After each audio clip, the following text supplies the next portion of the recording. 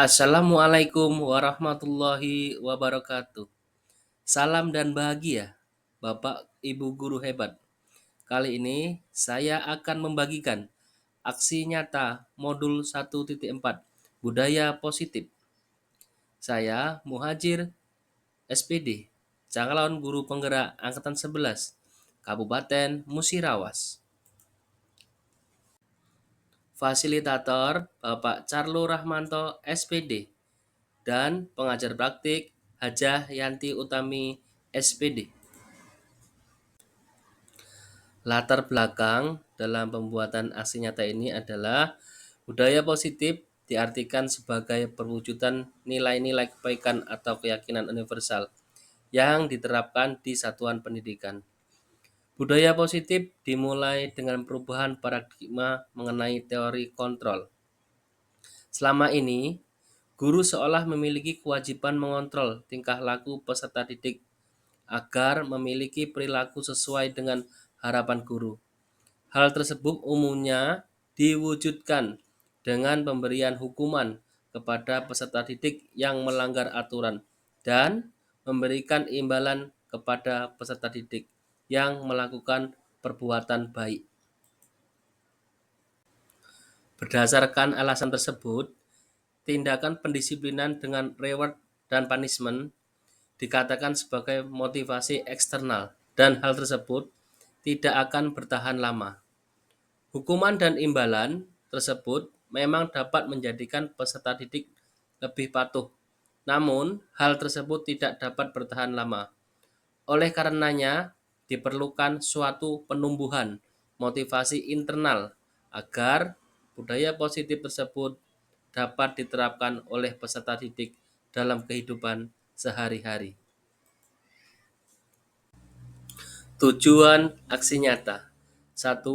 Mensosialisasikan budaya positif kepada rekan sejawat. 2. Menumbuhkan budaya positif di lingkungan sekolah dengan menyusun keyakinan kelas. 3. Menumbuhkan karakter profil pelajar Pancasila pada peserta didik dengan kegiatan-kegiatan sekolah. Tolak ukur. 1.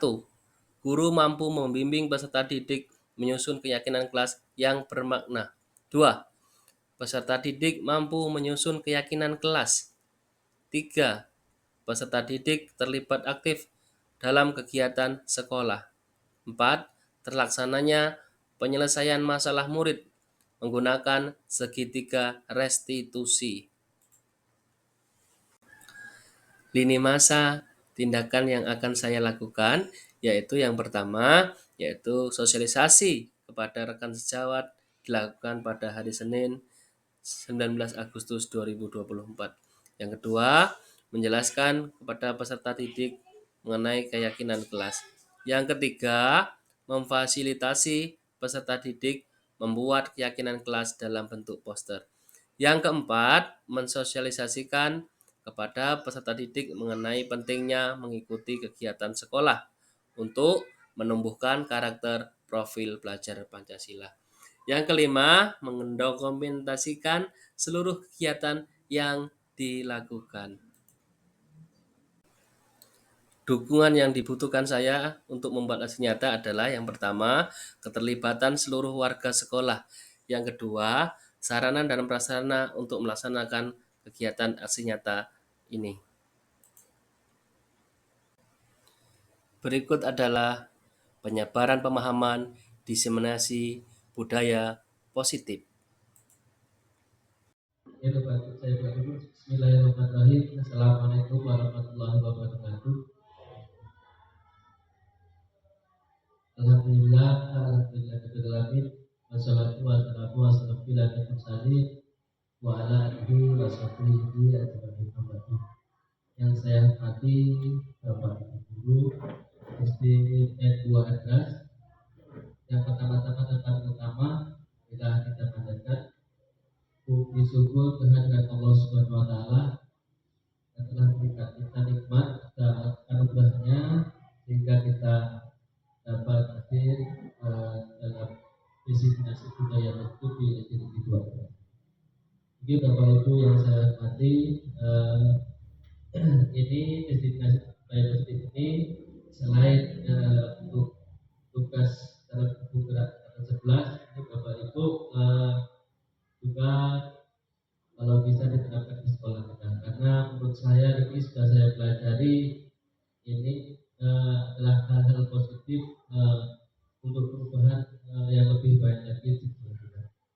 Jadi Bapak Ibu, saya akan memaparkan tentang diseminasi positif budaya positif. Nah ini pengertiannya budaya positif Bapak Ibu. Budaya positif adalah sebuah nilai bajingan yang menjadi keyakinan dan pada akhirnya menjadi karakter atau ciri khas sebuah komunitas atau lembaga. Lembaga ini bisa sekolah dan bisa dinas dan sebagainya. Untuk menciptakan budaya positif di sekolah, guru hendaklah mampu menjalankan perannya dalam menciptakan pembelajaran yang nyaman dan menyenangkan di sekolah. Karena budaya positif dapat mendorong murid untuk mampu berpikir dan bertindak serta mencipta sebagai proses memerdekakan dirinya sehingga murid lebih mandiri dan bertanggung jawab. Ada beberapa konsep yang harus diketahui untuk bisa membentuk budaya positif. Nah, budaya positif itu ada konsep-konsepnya. Nah ini yang kedua. Nah, konsep inti budaya positif ada 7. Yang pertama ada perubahan paradigma belajar. Yang kedua ada disiplin positif. Yang ketiga motivasi perilaku manusia. Yang keempat kebutuhan dasar. Yang kelima posisi kontrol restitusi, dan yang keenam yang kelas, yang ketujuh segitiga restitusi. Nah ini yang kita bahas. Ada yang pertama yaitu perubahan paradigma belajar. Mungkin gambarnya yang sebelah itu kurang jelas. Pembelajaran yang dirancang berdasarkan prinsip belajar berdiferensiasi, sehingga peserta didik belajar sesuai dengan kebutuhannya berdasarkan tahap pengembangan untuk mewujudkan profil belajar Pancasila. Nah di sini Bapak Ibu ada yang namanya berdiferensiasi. Kira-kira apa di benak Bapak Ibu ketika mendengar berdiferensiasi? Kira-kira apa Bu? Berdiferensiasi, belajar berdiferensiasi. Kira-kira apa? Tidak apa? Bu Anies apa kira-kira? Tidak apa? Sebutkan aja. Kalau kita mendengar berdiferensiasi kira-kira apa? Nah, berdiferensiasi ini adalah pembelajaran yang menyenangkan, Bapak. Intinya itu. Ya, menyenangkan untuk siswa-siswi kita. Nah di sebelah ini ada gambar, ada profil pelajar Pancasila. Nah, profil pelajar Pancasila itu ada 6 elemen. 1, 2, 3, 4, 5. Yang pertama ada beriman, bertakwa kepada Tuhan Yang Maha Esa dan berakhlak mulia. Itu yang pertama. Yang kedua yang berwarna ungu, berkebinakaan global. Yang ketiga ada bergotong royong. Yang keempat kreatif. Yang kelima bernarasi, dan yang keenam mandiri. Kita di Bapak Ibu di kurikulum Merdeka ini kalau bisa kita bentuk profil pelajar Pancasila. Ada 6 elemen profil pelajar Pancasila. Nanti mungkin yang sudah workshop ini sudah dipelajari Bapak Ibu. Ada workshop juga. Nanti mungkin kelas 2 dan 5 yang workshop juga belajar tentang profil pelajar Pancasila. Itu tadi profil pelajar Pancasila ada 6. Itu Bapak Ibu 6 elemen. Lanjut yang kedua, jadi disiplin positif.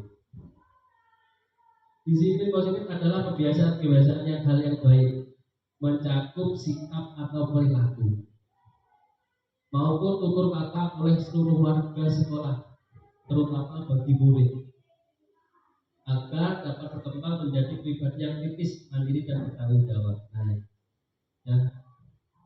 Sebagai pendidik, tujuan kita adalah menciptakan anak-anak yang memiliki disiplin diri sehingga mereka bisa berperilaku dengan mengacu pada nilai-nilai kebajikan universal dan memiliki motivasi intrinsik bukan ekstrinsik. Nah, kira-kira motivasi intrinsik itu gimana Bapak? Bukan motivasi ekstrinsik. Kalau ini biasanya di dalam, kalau X luar. Nah, kita kalau bisa menimbulkan motivasi yang dari dalam hati, gitu. Ya, motivasinya timbul dalam diri siswa itu untuk melakukan, tapi bukan karena iming-iming atau apapun. Kalau iming-iming ini baru melakukan itu kan namanya dari X, dari luar, apapun penghargaan. Jadi menimbulkan motivasi, menyadarkan siswa untuk berbuat, untuk mandiri, bertanggung jawab dan sebagainya. Itu motivasi intrinsik. Terus lanjut Bapak Ibu. Nah, ini kebutuhan dasar manusia. Ketika ada kebutuhan dasar manusia. Kebutuhan dasar manusia merupakan sesuatu yang kita lakukan untuk mendapatkan apa yang kita inginkan. Seluruh tindakan yang kita lakukan memiliki tujuan. Semua usaha terbaik yang kita lakukan agar kebutuhan dasar kita terpenuhi dengan baik. Nah, ada 5 kebutuhan dasar manusia Bapak Ibu. Nah, kebutuhan kita semua ini ada 5. Yang pertama ada bertahan hidup. Intinya itu dulu, bertahan hidup. Yang kedua butuh kasih sayang dan rasa diterima. Yang ketiga ada penguasaan. Yang keempat kebebasan dan yang kelima kesenangan. Ini adalah 5 kebutuhan kita sebagai manusia Bapak Ibu. Nah, ada 5 ini. Yang pertama yang jelas kita bertahan hidup ya jelas ada di bahasanya. Nah, kita bertahan hidup, makanan, pakaian, tempat tinggal, keamanan dan kesehatan. Intinya yang pertama itu dulu. Kalau senang, kita senang baik tapi tidak sehat, kita sama aja. Jadi yang pertama bertahan hidup. Setelah kita bertahan hidup, oke, kita lanjutkan ke kasih sayang. Kasih sayang dan rasa diterima.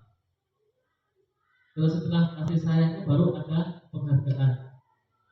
Harga diri, keinginan untuk dianggap, mengikuti berprestasi dan didengar.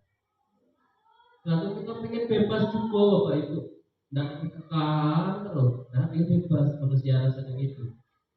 Mandiri, memilih pilihan. Nah, harus ada pilihan. Memilih pilihan itu harus bebas. Maunya bebas kata manusia. Mencoba hal baru dan mampu menjadikan arah dirinya. Terus setelah bebas kita nak seneng pulau, ada kesenangan, ya, bermain, humor, antusias dan tertawa. Nah itu kesenangan Bapak Ibu. Ya. Nah, lanjut lagi. Nah, yang keempat, ini ada motivasi perilaku manusia. Nah, ini ada hukuman, konsekuensi dan restitusi. Nah, hukuman untuk menghindari ketidaknyamanan atau hukuman. Konsekuensi. Nah, konsekuensi ini Bapak Ibu biasanya berdasarkan kesepakatan. Misalkan kayak gini, jika kamu terlambat, kamu mau apa? Tanyakan murid. Oh saya mau ini Pak, kalau terlambat, saya mau berhentikan isi jalan. Berarti itu ada kesepakatan. Kalau hukuman tiba-tiba terlambat, kamu langsung ini, tidak makan atribut, kamu langsung lari 10 kali, itu namanya hukuman. Nah, yang ketiga itu restitusi. Nah, restitusi adalah untuk menjadi orang yang mereka inginkan dan menghargai diri sendiri dengan nilai-nilai yang mereka percaya. Nah, ini adalah intinya mencarikan solusi bagaimana agar siswa tersebut menyelesaikan masalahnya dan kita bisa mencarikan solusi dalam restitusi. Nah, ini Bu, ada identitas gagal dan identitas sukses. Kelihatan nggak Bapak Ibu? Nah, itu ada hukuman. Hukumannya sesuatu yang menyakitkan harus terjadi. Nah, kalau konsekuensi sesuatu harus terjadi. Nah, restitusi merupakan pilihan. Terus yang Kedua, tidak nyaman untuk murid atau anak untuk jangka waktu panjang. Konsekuensinya tidak nyaman untuk murid atau anak untuk jangka waktu pendek. Restitusi menguatkan untuk murid anak dalam jangka waktu panjang. Yang ketiga, korban mendapatkan keadilan. Terus konsekuensi korban bisa diabaikan. Dan yang ketiga, korban mendapat ganti. Yang selanjutnya, murid atau anak akan tersakiti. Konsekuensinya murid atau anak dibuat tidak nyaman. Restitusinya murid atau anak mendapatkan penguatan. Dan selanjutnya, perilaku pasif agresif meningkat. Konsekuensinya penguatan hanya bertahan dalam jangka waktu pendek. Restitusinya masalah bisa terpecahkan. Terus yang selanjutnya, yang paling bawah, sistem tidak akan berjalan bila murid tidak takut. Nah, itu hukuman dalam hukuman. Kalau konsekuensinya memerlukan monitoring dan supervisi untuk penerus dari guru. Restitusinya murid belajar bertanggung jawab untuk perilaku. Nah, masih kelihatan Pak? Kelihatan ya? Oke. Ini hukuman. Nah, hukumannya berlaku hanya pada sebuah institusi, tidak berlanjut pada kehidupan nyata. Konsekuensinya membantu penerapan mengikuti peraturan dalam masyarakat dan restitusinya fokus pada pencegahan. Dan peraturannya adalah kamu harus, misalkan peraturannya kamu ini, kamu harus apa kayak itu. Kalau dalam konsekuensi, apa peraturannya? Mampukah kamu melakukannya? Terima kasih. Misalkan peraturannya apa? Disepakati dulu, itu konsekuensi. Mampukah kamu melakukan peraturan itu? Gitu. Terus restitusinya, apa yang kamu yakini? Gitu. Jangan diyakini apa? Saling menghormati dan menghargai. Gitu. Apa yang bisa kamu lakukan untuk memperbaiki masalah ini? Kira-kira apa? Misalkan dari masalah kemarin kayak gini. Saya tanya saya restitusi kelas 4 dan kelas 5. Yang kelas 5 itu ada kesulitan dan kelas 4 ada bintang. Bintang, Pak tanya, kamu pernah makan di kelas nggak? Yang waktu jam belajar? Pernah. Pak tanya, apa yang kamu bisa lakukan untuk memperbaiki masalah ini, bintang? Ada yang namanya bintang. Saya ini Pak, saya mau sarapan dulu di rumah. Oh ya bagus. Itu penyelesaian masalahnya. Kenapa kok jam belajar kok makan? Nah, bagaimana kamu bisa perbaiki ini? Makan di rumah Pak. Itu kita tanyakan seperti itu. Itu cara berbagi. Terus yang selanjutnya, hukuman selanjutnya, murid atau anak benci peraturan. Konsekuensi murid atau anak menghormati peraturan. Nah, kenapa di konsekuensi menghormati peraturan? Karena sudah kesepakatan. Lalu kalau kayak gini mau apa? Bisa sepakati guru dengan siswanya. Lalu yang selanjutnya, murid atau anak menghormati dirinya dan orang lain. Nah, dalam restitusi ini bisa menyadarkan Bapak, menyadarkan seluruhnya. Nah, karena kata-katanya lebih bagus lagi, murid atau anak menghormati dirinya dan orang lain. Hukuman yang negatif, awas kalau dilakukan lagi ya, nanti awas kamu. Lakukan apa yang saya katakan, yang netral. Yang positifnya, apakah hal ini sungguhnya ingin kamu lakukan? Yang negatif lagi, model paksaan. Dalam netralnya stimulus respon, positifnya teori kontrol. Negatifnya lagi mendorong menyalahkan diri, netralnya mendorong kepatuhan, dan positifnya mendorong disiplin positif. Negatifnya konsep diri buruk, netralnya konsep diri baik, dan positifnya konsep diri kuat. Nah itu untuk tentang hukuman, konsekuensi, dan restitusi. Yang selanjutnya,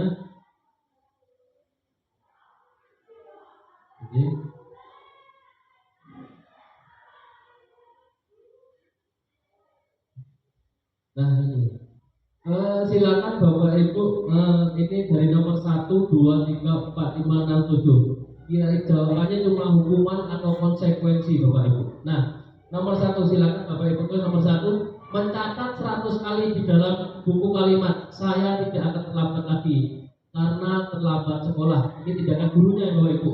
Nah itu termasuk dalam hukuman atau konsekuensi. Silakan ditulis di kertasnya Bapak Ibu. Nomor 1, mencatat 100 kali di dalam buku kalimat, saya tidak akan terlambat lagi karena terlambat ke sekolah. Ini tidak bisa tertulis Bapak Ibu. Bapak Ibu perlu nuliskan ini aja apa? Hukuman atau konsekuensi. Jawabannya aja. Jawabannya baik. Ini termasuk dalam hukuman atau dalam konsekuensi. Kira-kira seperti itu. Kalau hukuman itu langsung, kalau konsekuensi itu perlu kesepakatan. Konsekuensi kayak itu. Misalkan contoh konsekuensi lagi apa ya? Jika kamu terlambat 10 menit, kamu bersihkan seluruh halaman. Kalau 15 menit itu apa? Cuma WC aja gitu misalnya. Mau nggak? Nggak disepakati itu berkesepakatan. Nah yang pertama, mencatat 100 kali di dalam buku kalimat, saya tidak akan terlambat lagi karena terlambat ke sekolah. Kita dijawab Bapak Ibu nomor 1. Nah, nomor 2, lari mengelilingi lapangan basket 2 kali karena terlambat hadir di sekolah. Silakan dijawab nomor 2 apa kira-kira? Jawab, tak apa Bapak Ibu. Urusan salah benar nanti. Kemudian jawab dulu nomor 2. Nah, nomor 2 apa mau dijawab? Yang benar nomor 2. Yang ketiga, murid diminta push up 15 kali karena tidak menggunakan masker ke sekolah. Sudah yang nomor 3, apa? Kira-kira apa? Jawab aja. Beta jawab beta. Tidak apa. Silakan dijawab Bapak Ibu. Sudah? Yang nomor 3, salah tidak apa Bapak Ibu. Kita saling belajar. Terus yang selanjutnya, menggantikan kertas tugas teman yang telah dicoret-coret. Menggantikan kertas tugas teman. Nah, jadi kalau kita mencoret-coret,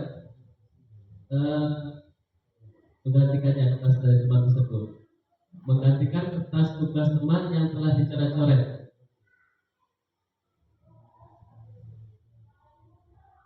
Nah, hukuman atau konsekuensi. Selanjutnya, membersihkan tumpahan air di meja tulis karena tersenggol pada saat belajar. Nah, tersenggol pada saat belajar.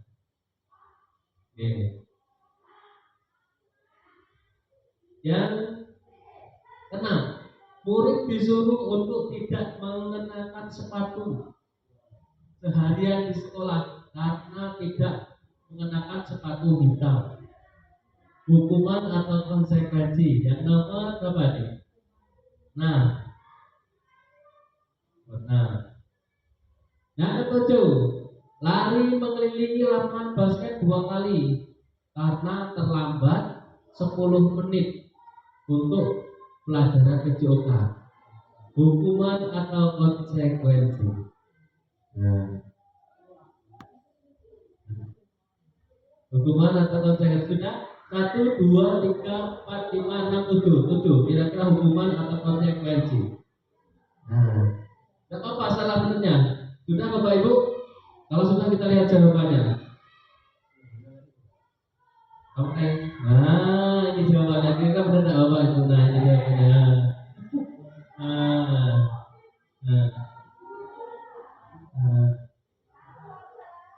Mencatat 100 kali dalam buku kalimat, saya tidak akan terlambat lagi karena terlambat sekolah. Nah, ini termasuk hukuman karena tidak ada kesepakatan Bapak. Yang kedua sama, yang ketiga sama. Menggantikan kertas tugas teman yang telah dicoret-coret. Nah, bertanggung jawab tadi dia. Nah, bertanggung jawab. Ya itu.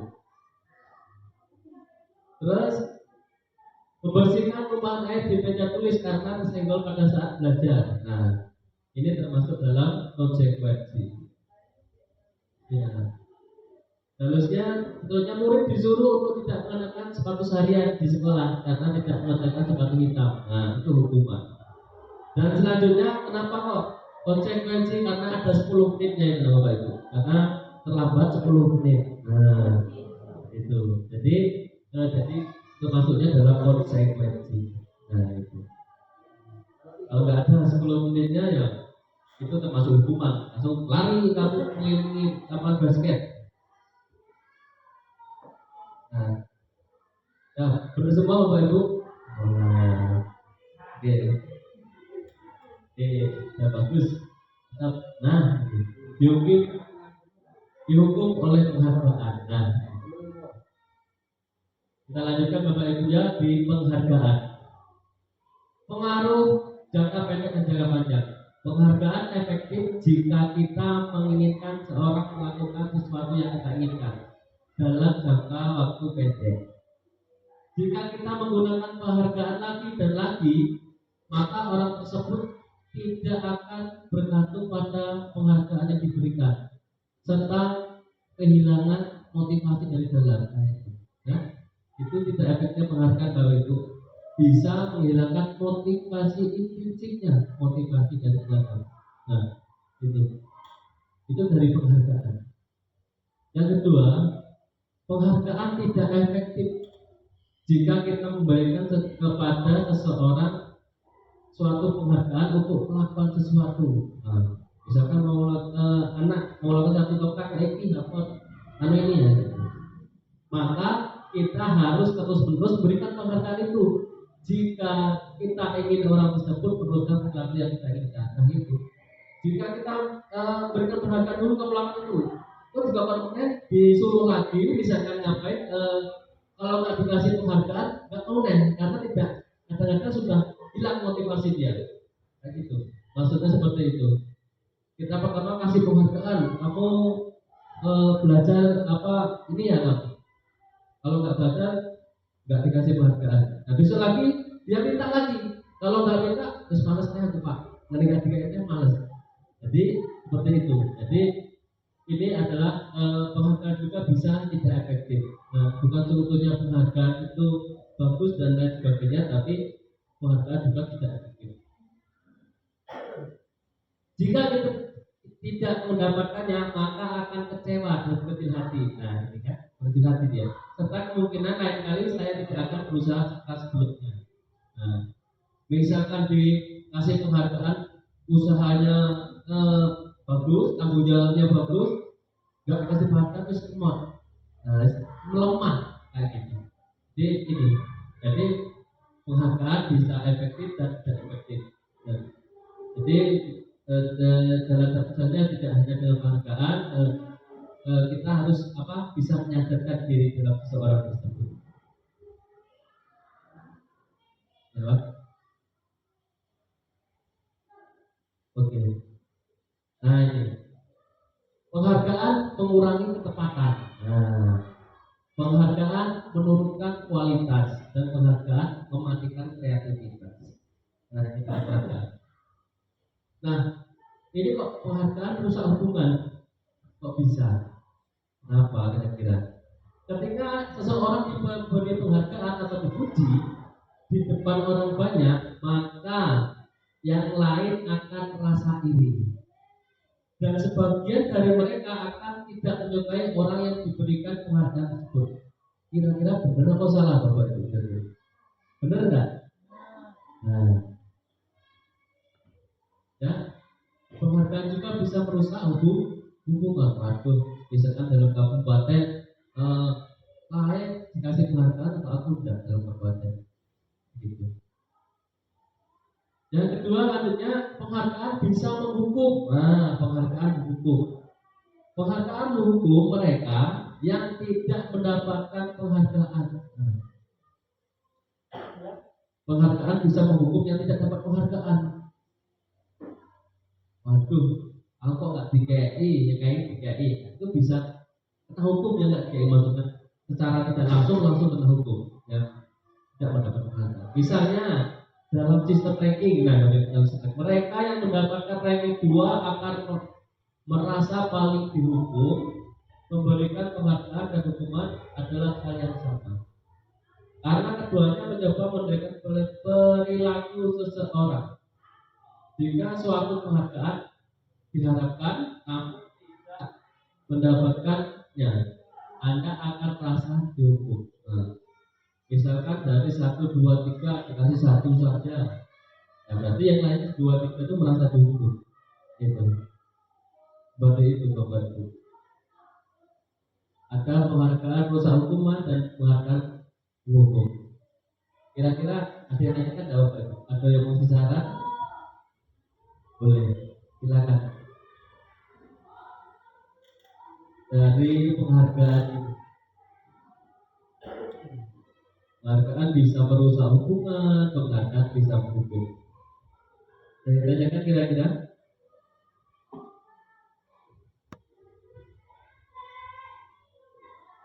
Nanti Bapak Ibu ini file ini nanti saya akan bagikan ke grup. Karena mungkin kalau itu mungkin mau baca boleh, makanya biar saya nanti bagikan ke grup.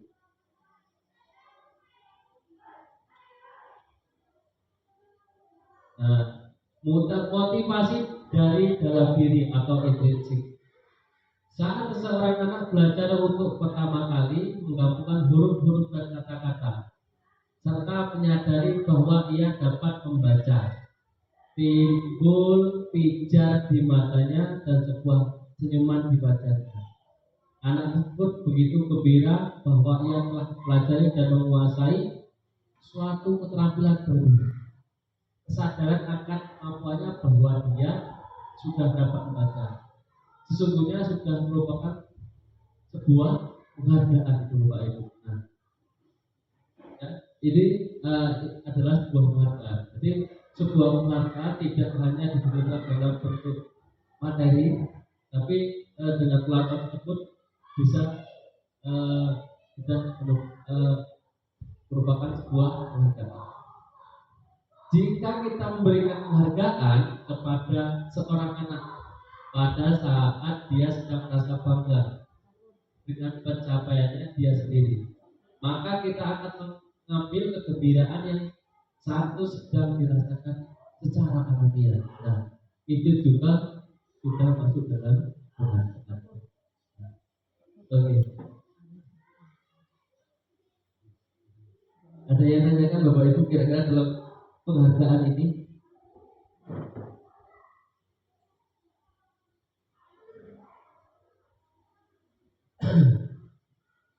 Kalau tidak kita, tapi sebelum kita ke 5 posisi kontrol guru. Nah, ini ada guru ini ada 5 Bapak Ibu. Sebelum kita lanjut, kita Bapak Ibu bisa tepuk tangan kira-kira coba bisa tepuk tangan? Bisa. Bapak Ibu kalau bisa tepuk tangan kayak ini Bapak Ibu. Kalau saya nyebutkan tepuk saja, Bapak Ibu jangan tepuk tangan. Jadi kalau tepuk tangan baru Bapak Ibu tepuk tangan. Tepuk tangan 1, tepuk tangan 2, tepuk 1. Nah, kalau tepuk 1, kalau tepuk nggak usah bukan sebutkan kalau ada tangannya baru tepuk tangan. Tepuk 2, tepuk tangan 2, tepuk tangan 1, tepuk tangan 3, sudah. Tepuk tangan 2, tepuk 2, tepuk 3. Oh, sudah konsentrasi semua. Nah, sekali lagi nih Bapak Ibu. Tepuk tangan 1, tepuk 2. Ya, kalau belum konsentrasi Pak Dede tadi. Tepuk tangan 3, tepuk pramuka. Ya, oke. Ya, ini sudah semuanya saya rasa Bapak Ibu sudah konsentrasi semua. Nah, sekarang ini Bapak Ibu kita sebagai guru ada 5 posisi kontrolnya. Yang pertama kita sebagai penghukum. Yang kedua pembuat rasa bersalah. Dan yang ketiga teman. Yang keempat pemantau dan yang kelima manajer. Ini kita sebagai guru ada 5 posisi kontrolnya Bapak Ibu. Kita bahas satu persatu dari penghukum Bapak Ibu. Nah, contoh penerapan 5 posisi kontrol guru. Nah, Hormat bendera selama 1 jam kamu. Itu namanya sebagai penghukum. Kalau pembuat rasa bersalah, berapa kali Bapak harus memberitahu kamu ya? Kamu kok masih ulangi terus? Nah, jadi merasa bersalah dia di sebelah situ itu merasa bersalah.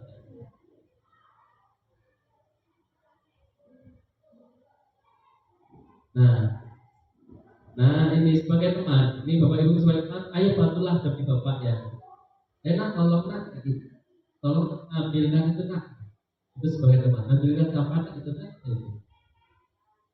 Memantau peraturannya apa? Apa yang telah kamu lakukan? Apa biasanya kan di sini? Apa nggak ngerti peraturan nih? Itu memantau. Kamu melakukan seperti itu, itu sebagai pemantau. Lanjut, ini manajer. Nah, yang paling baik itu manajer. Apakah kamu tahu kesalahanmu? Kira-kira bagaimana kamu perbaikinya? Nah, kita tanyakan dulu cara perbaikinya. Apabila siswa tersebut tidak ngerti cara perbaikinya gimana, mari sama-sama kita carikan solusi seperti itu.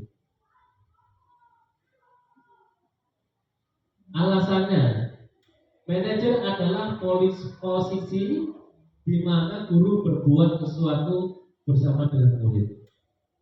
Mempersilahkan murid mempertanggungjawabkan perilakunya, mendukung murid dapat menemukan solusi atas masalahnya sendiri. Nah, itu kita membantu untuk menemukan solusi itu untuk manajer. Nah, itu sudah izinnya. Seharusnya nggak ada izinnya. Posisi kontrol, apakah aku? Nah, saya kecewa sekali dengan kamu. Berarti kamu nih misalkan kayak gini, saya sangat kecewa dengan kamu karena kamu pecahkan jendela. Jadi membuat rasa bersalah. Yang kedua, kamu tidak pernah benar melakukannya.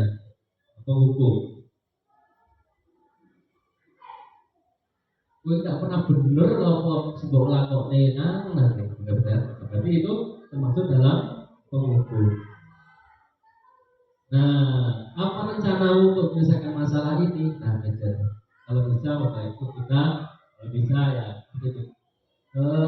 Kamu memperbaikinya gimana kira-kira? Misalkan Bapak Ibu ada murid yang di SD kita lah kira-kira bermain bola di kelas. Gimana caramu kira-kira apa untuk memperbaiki ini? Apa kira-kira? Nah, seperti itu. Kira-kira apa? Tanya kayak itu aja Bapak Ibu. Itu sifat manajer kayak itu.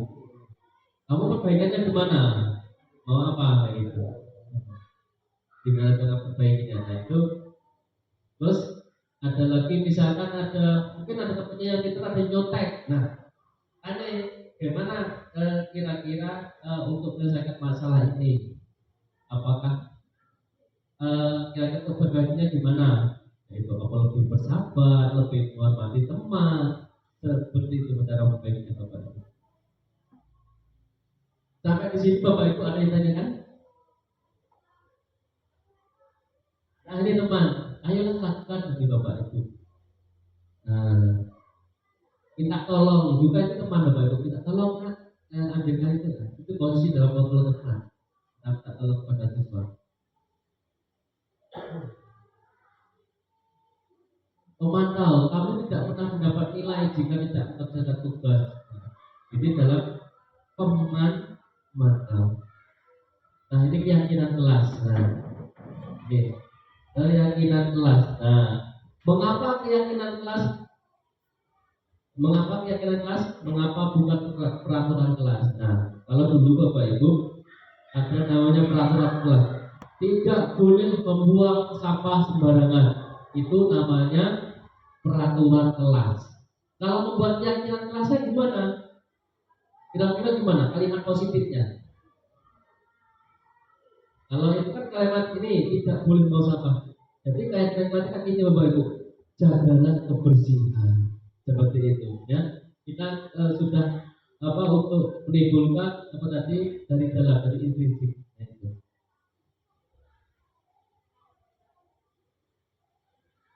Nah, keyakinan berdasarkan nilai-nilai kebajikan universal yang disepakati secara tersirat dan tersurat, lepas dari latar belakang suku, negara, bahasa maupun agama. Seseorang akan lebih tergerak dan bersemangat untuk menjalankan keyakinannya daripada hanya sekedar mengikuti serangkaian peraturan tertulis. Kadang-kadang orang berpikir seperti ini, peraturannya emang untuk dilanggar, nah itu. Kalau keyakinannya saya itu misalkan, jadi bisa menimbulkan tubuh dari kemauan implisitnya. Gitu. Nah, murid-murid pun demikian, mereka perlu mendengarkan dan memahami arti sesungguhnya tentang peraturan-peraturan yang diberikan. Apa nilai-nilai kebajikan peraturan tersebut? Apa tujuan utamanya dan menjadi tidak tertarik atau takut sehingga sekedar mengikuti serangkaian peraturan-peraturan yang mengatur mereka tanpa memahami tujuan mulia. Nah, gitu. Nah, sebelum lanjut Bapak Ibu, saya ada permainan lagi ya Bapak Ibu. Bapak Ibu cuma mengikuti apa yang saya katakan. Nah, coba ikuti apa yang saya katakan. Botol-botol, bola. Ayo ikuti. Botol-botol, bola.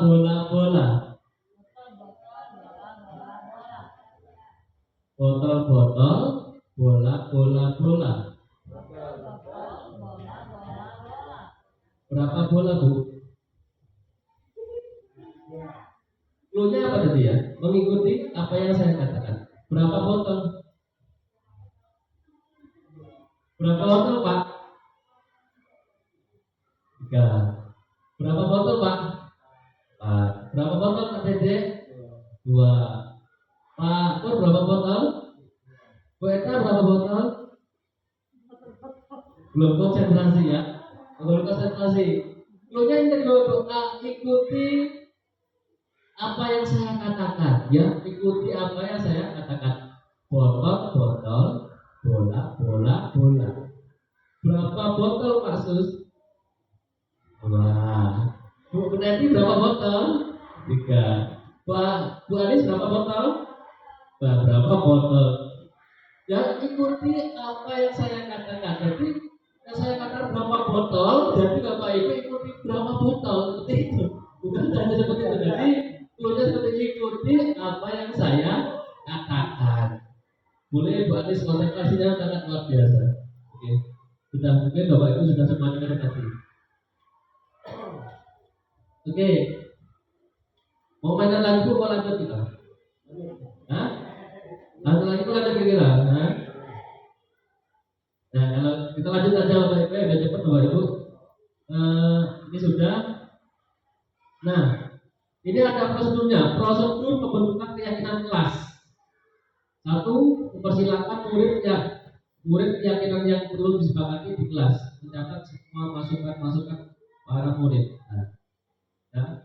Kita perlu buat keyakinan kelas itu perlu kesepakatan dari siswa maupun guru, gitu.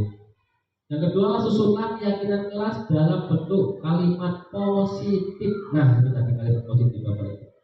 Misalkan tadi buang sampah ya. Misalkan tidak boleh mengganggu teman. Kalimat positifnya apa Bapak Ibu kira-kira? Nah, tidak boleh saling mengganggu temannya. Kalimat positifnya apa kira-kira? Kalimat positifnya. Ayo. Tidak boleh. Apa Bu Anis? Bu Anis. Boleh. Tahu nggak deh? Pak Dede apa kira-kira? Apa kira-kira? Kalimat positif dari tidak boleh mengganggu teman. Kalimat positifnya apa kira-kira? Apa? Kalimat positifnya Pak Sus? Berarti kira-kira apa? Kalimat positif dari tidak boleh mengganggu teman. Nah, Pak Heru, saling menghargai dan menghormati. hati, itu kalimat positifnya. Menurut saya itu Bapak Ibu. Ya, jadi kayak gitu. Jadi tidak boleh dari suatu tempat. Terus sebaiknya keyakinan sekolah atau kelas tidak terlalu banyak atau sekokeh, tidak usah banyak keyakinan kelas. Jadi bisa berkisar antara 3 sampai 7 prinsip atau keyakinan. Setelah keyakinan sekolah atau kelas selesai dibuat, maka semua warga kelas dipersilakan meninjau ulang dan menyetujuinya dengan menandatangani keyakinan kelas. Keyakinan kelas selanjutnya bisa dilekatkan di dinding kelas di tempat yang mudah ya semua warga kelas. Nah, keyakinan itu Bapak Ibu ada keyakinan kelas juga ada keyakinan sekolah. Nah ini contoh keyakinan kelas Bapak Ibu. Keyakinan kelas saling menghormati dan menghargai, bertanggung jawab, budayakan 5S. Apa itu 5S? Apa? Salam, senyum, sopan, santun. 5S. Menjaga kebersihan kelas. Nah itu tadi, tidak boleh membuang sampah sembarangan, itu peraturan. Kalau menjaga kebersihan kelas itu namanya sudah keyakinan. Menjaga keamanan. Nah, kalau peraturannya apa? Menjaga keamanan. Tidak boleh tidak boleh apa? Tidak boleh mencuri. Nah itu jadi kalimat positifnya menjaga keamanan. Saling tolong menolong. Ya. Nah, saling tolong menolong itu keyakinan kelas. Bukan lagi kita Bapak Ibu menggunakan apa? Peraturan kelas. Kalau peraturan kelas bertanggung jawab, misalkan peraturannya apa? Kira-kira peraturannya gimana? Tidak boleh apa lagi kira-kira? Oh Pak Dede, kira-kira bertanggung jawab peraturannya kalau dibuat dalam peraturan? Bertanggung jawab kalau dibuat dalam peraturan apa? Hah? Nah, tidak boleh melanggar peraturan itu sudah seperti. Oke. Lanjut. Nah, ini ada segitiga restitusi Bapak Ibu. Segitiga restitusi adalah suatu proses dialog. Proses dialog yang dijalankan oleh guru agar dapat menghasilkan murid yang mandiri dan bertanggung jawab. Nah, ya Bapak Ibu, segitiga restitusi ini bisa menghasilkan murid yang mandiri dan bertanggung jawab. Nah, itu. Yang pertama Bapak Ibu dalam segitiga restitusi yaitu menstabilkan identitas. Yang kedua ada validasi tindakan yang salah. Yang ketiga ada menanyakan keyakinan. Nah, keyakinan itu tadi ada bisa keyakinan kelas kamu apa kayak gitu. Tidak boleh misalkan makan di kelas gitu. Itu sudah masih peraturan. Tapi kalau dalam tidak boleh makan di kelas, keyakinannya apa kira-kira? Harus aktif dan konsentrasi untuk mengikuti pelajaran, itu bisa. Nah ini yang pertama menstabilkan identitas. Nah kalau Bapak Ibu misalkan ada siswa yang istilahnya bertengkar kan, berbuat salah itu wajar. Tidak ada manusia yang sempurna. Itu menstabilkan identitas Bapak Ibu ya. Ibu bapak juga pernah melakukan itu. Ibu bapak tidak akan menghukum kamu, tetapi ibu bapak di sini ingin mencari solusi dari permasalahan ini. Ya, misalkan kayak gini, seperti masih bintang lagi ya, bintang lagi. Kita kan makan di kelas. Pak juga saya juga ngomongnya kayak gini. Pak juga kalau lapar itu juga makan. Ya. Sama dengan bintang lapar juga makan, tetapi ada waktu yang tepatnya kapan dan di mana mau makan seperti itu Bapak Ibu. Sama halnya dengan Puspita di kelas 5 dicontek temennya, dia kan marah juga temennya. Nah, gimana? Mungkin kalau Pak Guru juga, saya kemudian Puspita, ada Pak Guru juga kalau dicontek juga marah. Tetapi apakah kamu marah itu perbuatan yang baik? Nah, dia kan bisa menjawab, enggak. Apakah itu sesuai keyakinan kelas? Katanya gitu. Tidak. Makanya kira-kira apa yang perlu terus kita perbaiki. Nah, gitu. Dia jawab terus. Seperti itu. Jadi itu cara penyelesaiannya Bapak Ibu. Ini ada validasi tindakan yang salah. Kamu pasti punya alasan mengapa melakukan itu. Padahal kamu bisa melakukan hal yang lebih buruk dari ini ya. Nah, itu validasinya. Nah, kenapa kamu kok melakukan itu? Tanya dia. Kamu misalkan main bola di kelas, kamu kenapa kamu main bola di kelas itu kenapa? Apa pengen tempatnya yang speed? Nah, apa gimana kayak gitu? Ditanya mereka, kenapa kamu itu memvalidasi, misalnya seperti itu. Eh, Misal kenapa kamu kok bertengkar? Gitu. Itu memvalidasi namanya bapak itu. Mungkin bapak itu sudah pernah melaksanakan segitiga restitusi ini kira-kira secara tidak langsung, nggak perlu nanya secara tidak langsung, kadang-kadang sudah pernah menanyakan seperti itu. Ada bapak itu sudah pernah? Sudah. Ya kan secara tidak langsung seperti itu. Saya belajar seperti ini berarti itu tuh saya secara tidak langsung sudah melakukan ini. Gitu. Mungkin yang belum kita bapak ibu ke keyakinan kelas seperti itu. Kita masih peraturan kan, jadi ini keyakinan. Gitu. Mungkin yang validasi sama penerapan kelas sudah pernah kita lakukan. Kalau nggak salah seperti itu. Cara kita kasih. Nah ini keyakinan kelas. Keyakinan kelas apa keyakinan kelas kita? Nah, terus nilai-nilai apa yang sudah disepakati bersama? Nah, itu untuk keyakinan kelas. Nah dari sini Bapak Ibu ada yang ditanyakan kira-kira apa yang perlu ditanyakan dari sertifikat restitusi Bapak Ibu monggo yang ditanyakan kalau ada Bapak Ibu, kalau nggak ada kita tutup. Nah penutup mari belajar bersama, berkolaborasi, saling mendukung demi mewujudkan psikik positif di sekolah kita sehingga dapat menciptakan karakter profil belajar kemudian. Mungkin itu aja Bapak Ibu yang dapat saya sampaikan. Lebih kurangnya saya mohon maaf. Saya akhiri, wabillahi taufiq wal hidayah. Wassalamualaikum warahmatullahi wabarakatuh. Berikut adalah penerapan pemahaman budaya positif, yaitu dengan membuat keyakinan kelas.